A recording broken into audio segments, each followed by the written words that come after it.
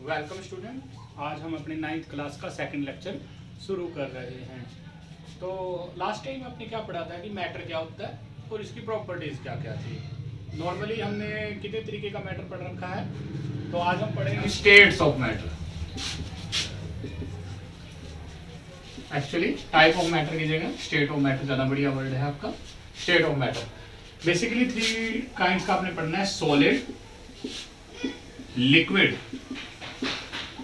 And gas. Third one is gas. तीनों की हम अलग अलग प्रॉपर्टी से बात कर लेते हैं। जैसे सॉलिड क्या हो गया? कोई भी वुड, स्टोन, कोई भी चीज मेटल की। नॉर्मली मेटल जनरली हार्ड होते हैं नेचर के अंदर, तो उसको हम क्या, जैसे ये सॉलिड है। लिक्विड वाटर हो गया, जितने भी सॉल्यूशन होते हैं सारे लिक्विड होते हैं।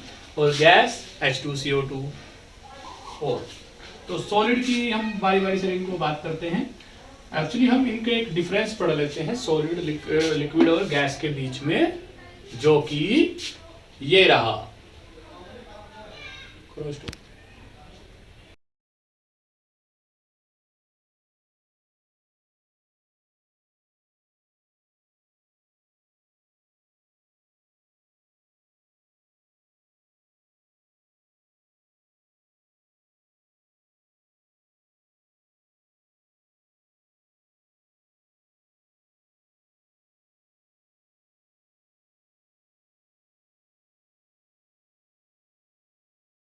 आगे हम देखते हैं कि क्या ये हमारा मैटर है एक स्टेट से दूसरी स्टेट में जा सकता है। इसका मतलब हमने क्या क्या पढ़ लिया? सॉलिड, लिक्विड और गैस। क्या सॉलिड लिक्विड में बदल सकता है और क्या लिक्विड गैस में बदल सकता है, और क्या ये गैस सॉलिड में बदल सकती है, ये इसमें बदल सकती है। अब हम इसके बारे में बात करेंगे, जो कि हमारा नेक्स्ट टॉपिक है। That is, can matter change it's state? कि क्या मैटर हमारा अपनी स्टेट को बदल सकता है कि नहीं बदल सकता। तो इसको समझने के लिए हम कुछ फैक्टर्स की बात करनी पड़ेगी, जो हम कैसे कर सकते हैं। जैसे फर्स्ट ऑफ ऑल तो यस, मैटर कैन चेंज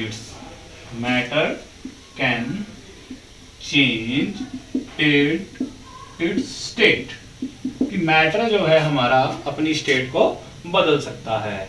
तो इसके कुछ फैक्टर्स होते हैं, जैसे number 1, effect of temperature.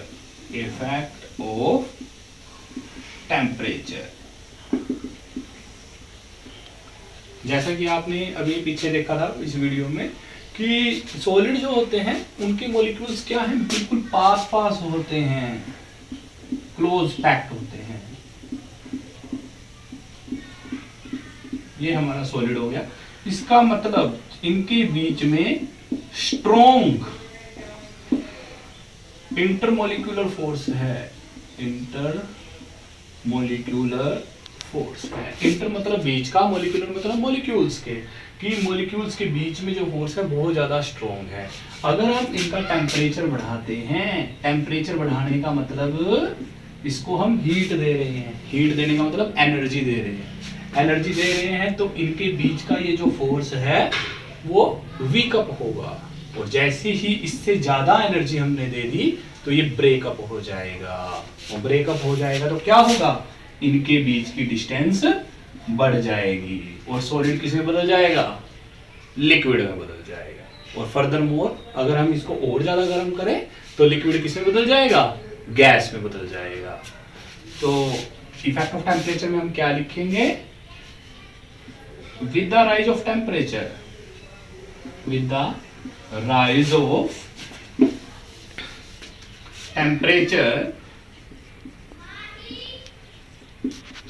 solid change into liquid, and further if we increase temperature, liquid change into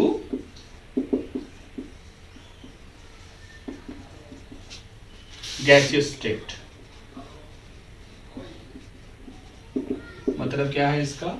जैसे ही हमने टेम्परेचर को बढ़ाया सॉलिड हमारा लिक्विड में बदला, और अगर हमने और ज्यादा टेम्परेचर को बढ़ाया तो लिक्विड हमारा किस में बदल जाएगा, गैस में बदल जाएगा। इसके लिए आप एक एग्जांपल भी कर सकते हैं। जैसे आपने आइस को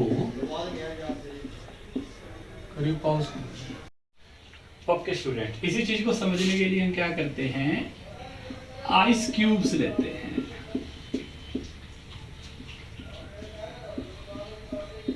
आइस क्यूब्स को, ये है आइस क्यूब्स, एक कंटेनर के अंदर आपने रख दिया है। अब जैसे ही हम इसको हीट अप करते हैं, यहाँ से हमने इसको हीट किया बर्नर से, तो ये जो क्या होगा, वाटर के अंदर चेंज होना शुरू हो जाएगा। मतलब जैसे जैसे टेम्परेचर बढ़ेगा आइस हमारा किस में चेंज हो जाएगा, वाटर के अंदर, और हमारी सॉलिड स्टेट किस में चेंज हो गई, लिक्विड के अंदर। और फर्दर अगर वाटर को और ज्यादा हीट करेंगे हम तो ये वेपर बन के उड़ जाएगा, यानी कि जो लिक्विड है वो भी हमारा किस में बदल जाएगा, गैस के अंदर चेंज हो जाएगा। इस तरीके से हम चेंज करेंगे स्टेट ऑफ मैटर को। अब पहला पॉइंट तो हो गया टेम्परेचर। क्या दूसरा कोई और फैक्टर है जो इस चीज को इफेक्ट करेगा? बिल्कुल है, वो है प्रेशर। प्रेशर को भी देख लेते हैं कि प्रेशर क्या होता है।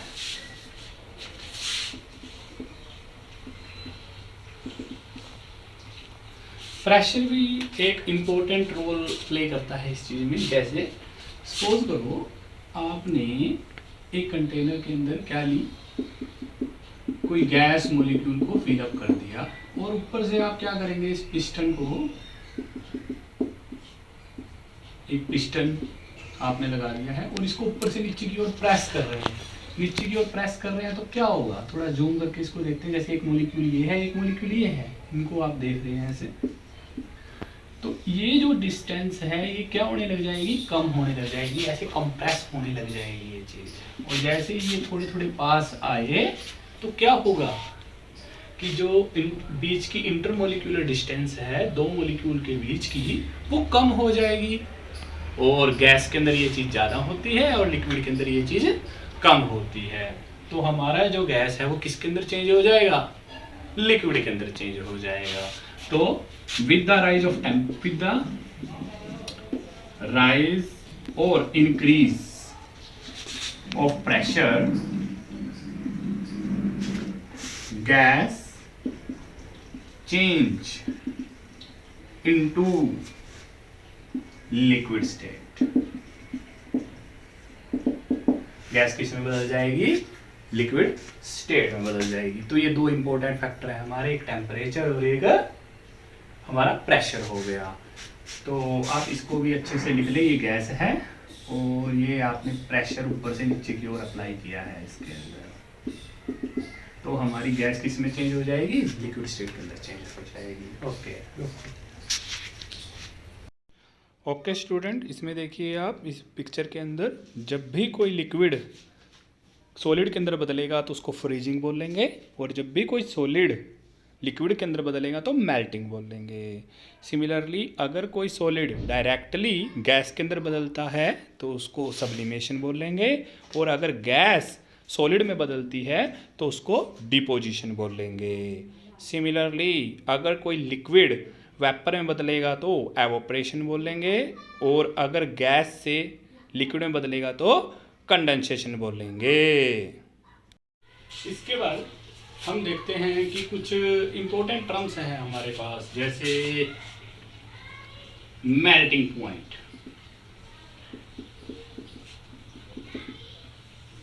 a temperature at which solid starts to change into liquid। मतलब क्या है इसका, ये वो टेम्परेचर है जिसके ऊपर कोई सॉलिड हमारा लिक्विड के अंदर बदलना शुरू करता है। फॉर एग्जांपल मेल्टिंग पॉइंट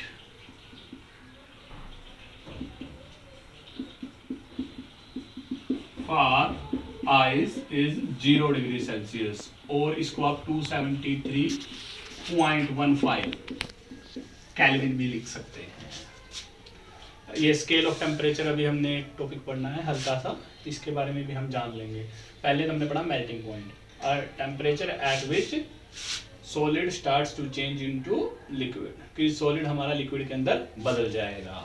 दूसरा जो पॉइंट है आप पढ़ेंगे that is latent heat. Latent heat, इसकी डेफिनेशन आप लिख लें, amount of heat required to convert 1 kilogram of matter into 1 kilogram of matter into one state to another, one state to another state, कि हमने एक यूनिट यानी कि 1 kilo matter को एक स्टेट से दूसरी स्टेट में बदलने के लिए कितनी हीट लगाई, that is called latent heat. आगे जाके आप इसको तोड़ देंगे, latent heat of vaporization, latent heat of vaporization, और दूसरा आप इसको तोड़ सकते हैं latent heat of fusion, latent heat of fusion. अब लेटेंट हीट ऑफ वेपराइजेशन क्या होगा? वेपराइजेशन क्या होता है? किसी चीज का वेपर में बदलना, किसी लिक्विड का वेपर के अंदर बदल जाना, यानी कि 1 kg of water converted into vapours. How much heat required, मतलब क्या है इसका? लेटेंट हीट ऑफ वेपराइजेशन क्या होगी? अगर मैं 1 किलो पानी को वेपर्स में बदलने के लिए जितनी हीट चाहिए उसको क्या बोलेंगे? Latent heat of vaporization. और लेटेंट हीट ऑफ फ्यूजन मतलब 1 kilogram solid change into liquid state, कि 1 किलोग्राम सॉलिड को आपने लिक्विड के अंदर बदलना है तो कितनी हीट चाहिए, तो उसको बोलेंगे लेटेंट हीट ऑफ फ्यूजन। और तो स्टूडेंट हमारे पास होती है डेंसिटी। डेंसिटी क्या होता है? Mass divide by volume. Okay student, अगला टॉपिक हम पढ़ते हैं which is known as evaporation. Evaporation मतलब क्या होता है? कि लिक्विड का वेपर में बदल जाना। जैसे आपने गिल्ले कपड़े धूप में डाल दिए और वो सूख गए, उसको क्या बोलते हैं? एवोपरेशन। ये बहुत ही बड़ी मात्रा में होता है हर जगह पे। कुछ इसके फैक्टर ऑफ इफेक्टिंग है वो भी पढ़ लेंगे हम। पहले हम इसकी डेफिनेशन पढ़ते हैं। The phenomena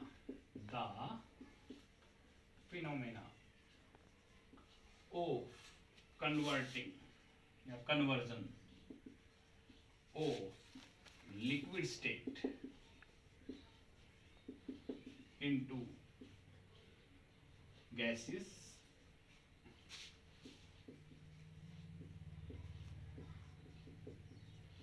with the rise of temperature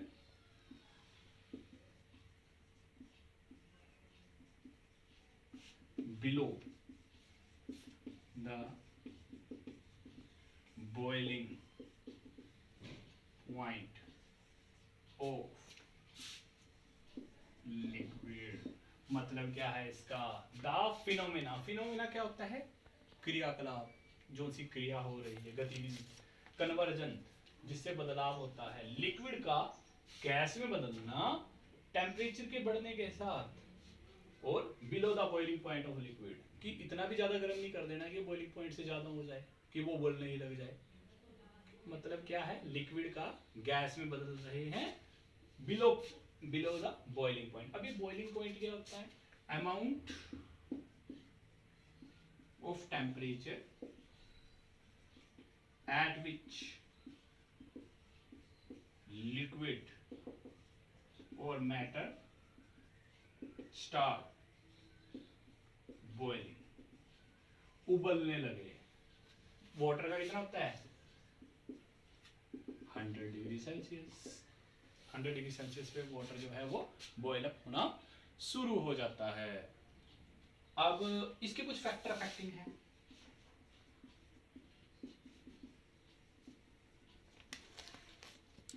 number 1, temperature.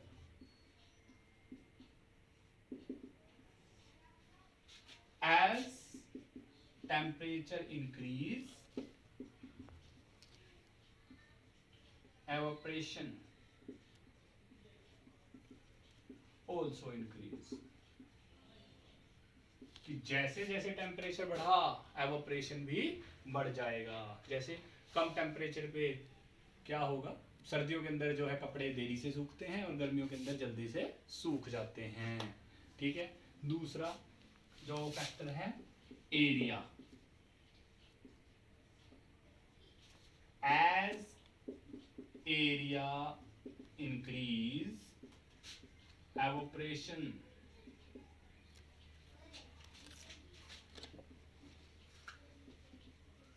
Also increase. कि जैसे जैसे एरिया बढ़ जाएगा एवोपरेशन भी इंक्रीज कर जाएगा। इसका मतलब क्या है, जैसे आप छोटे से बकेट में पानी लेके रखे हैं तो वो बहुत ही देर से जाएगा, एवोपरेट होगा, मतलब खाली होगी वो बकेट। लेकिन अगर आप बहुत बड़े जैसे किसी तालाब वगैरह या इससे देखें तो पानी बहुत ही जल्दी एवोपरेट हो जाता है, जो क्लाउड बनाएगा और वाटर साइकिल चल जाएगा और ऊपर से रेन नीचे आएगी। Third one, humidity. ह्यूमिडिटी क्या होता है, इसको बोलते हैं amount of water vapours present in air. Amount of water vapours present in air. अगर ये ज्यादा होगी तो एवोपरेशन कम होगा। As with greater humidity evaporation becomes slower। कि जितना ज्यादा ह्यूमिडिटी होगी एवोपरेशन स्लो होगा। और लास्ट और इंपॉर्टेंट पॉइंट जो है वो है wind speed.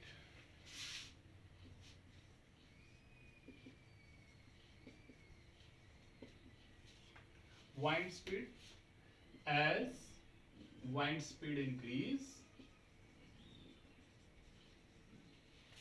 evaporation also increase। मतलब जितनी तेज हवा चलेगी एवोपरेशन भी उतना ज्यादा बढ़ जाएगा, उतनी ही जल्दी कपड़े सूखेंगे, गिल्ले कपड़े उतने ही जल्दी सूखेंगे। तो आपका ये एवोपरेशन का जो टॉपिक है वो भी खत्म हो जाता है। इसी के साथ आपका ये चैप्टर भी फिनिश अप है। अगर आपको ये वीडियो अच्छी लगे तो लाइक भी करें और इसके साथ साथ इसके नोट्स भी बना लें आप। Thank you.